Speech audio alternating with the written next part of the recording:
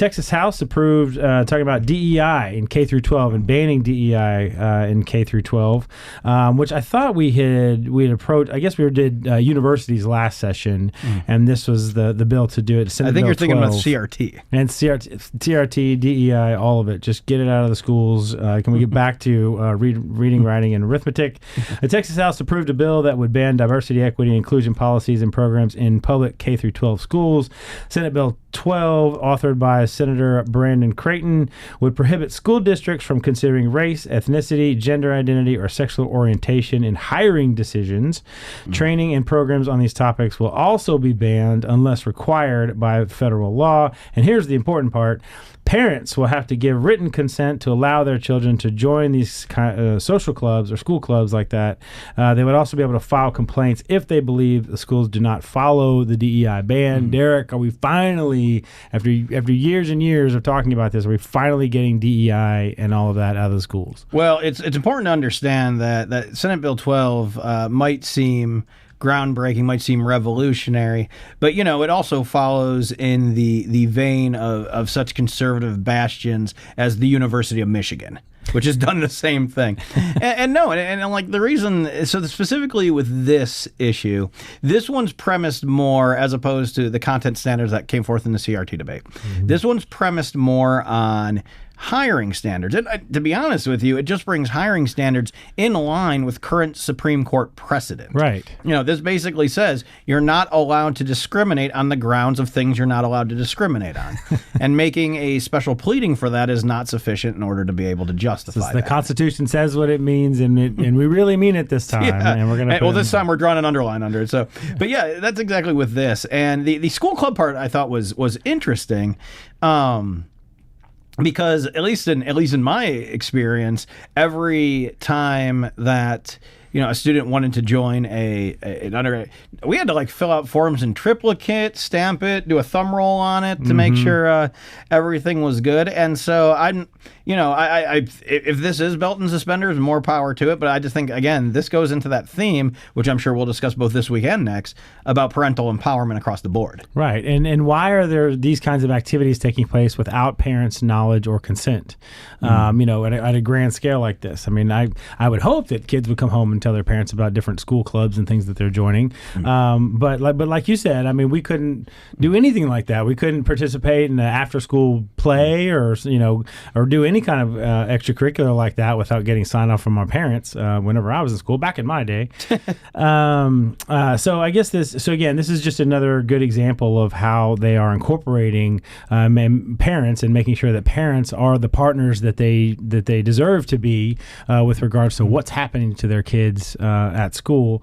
But I also think that this is a really important message to send overall, that Texas is a place that's just not going to we need to get schools back to doing the academic thing and not so much the social justice thing. The schools will say that they can walk and chew gum at the same time.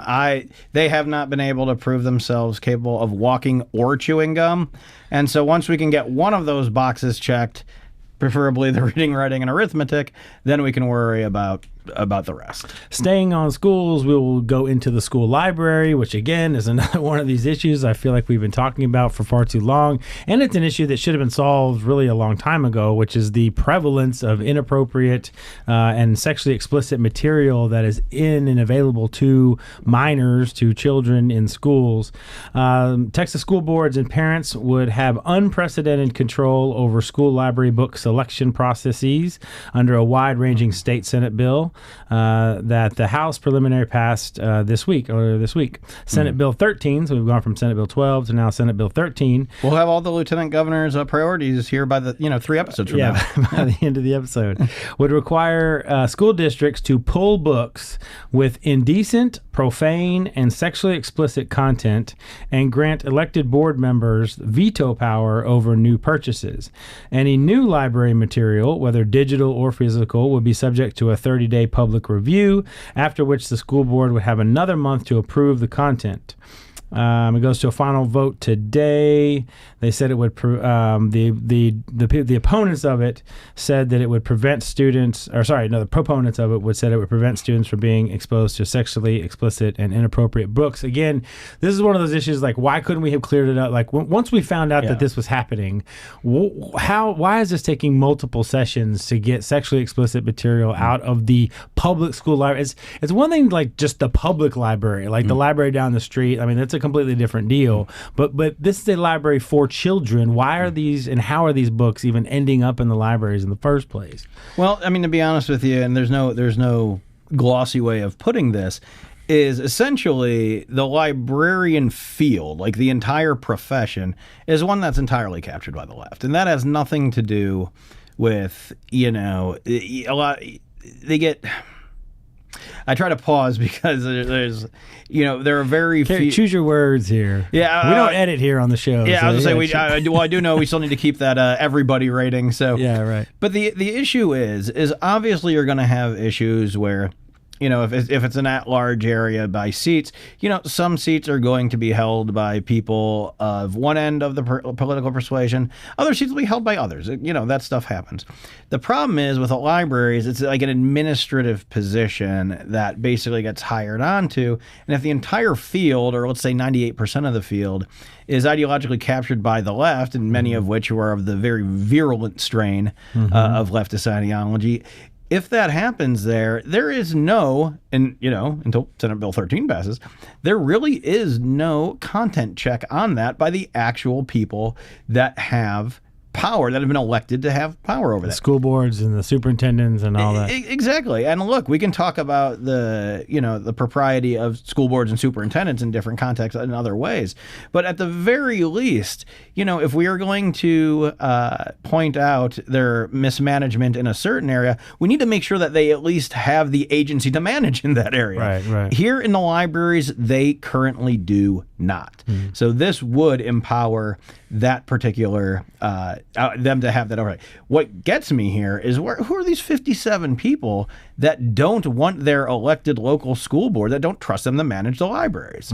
I thought we were for local control, in the parties. And I'm guessing that 57 is mostly for people who beat that particular You're talking drum. about the 57 people who voted against the bill in the House. So it passed 87-57, right? Yes. Yeah, I didn't mention that earlier. So for our audience, that's what he's referencing, is there were 57 members of the House that voted against giving school boards and parents this kind of control over school library book selection. Most of whom I guarantee at some time this session, I'm going to wager a guess from the back mic, said, but mo local control. Yeah, right. Well, my question is, or my thought is, look, school boards probably didn't want to do this. No. Parents certainly didn't want to have to worry about what's going on about content policing. Right. But as soon as we found out that this material was in there, I'm sorry, librarians or librarian association, you lose the authority to do that. If you can't figure out how to keep sexually explicit materials, the one thing you have to do as a librarian, right,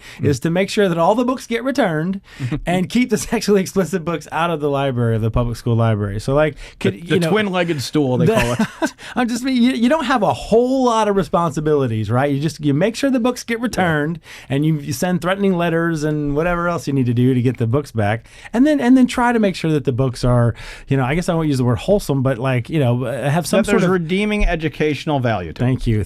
That was a Jordan Peterson phrase right there. Yeah, but the redeeming educational value, you really only have two jobs there, and they weren't able to do that. So yeah, at that point, if we can't trust the people who are in charge of making sure that the books are appropriate for children, then school boards and especially parents should have to get involved. And then of course there's always the typical pushback, particularly from the back mic, which is that this is some kind of, that in fact these books aren't sexually explicit or that they're not inappropriate. Why are you guys making a culture war out of this? And really what this is about is trying to get rid of, To Kill a Mockingbird or The Color Purple or something like that. There's always this argument that there are these books of eminent artistic value that Republicans are, just find icky.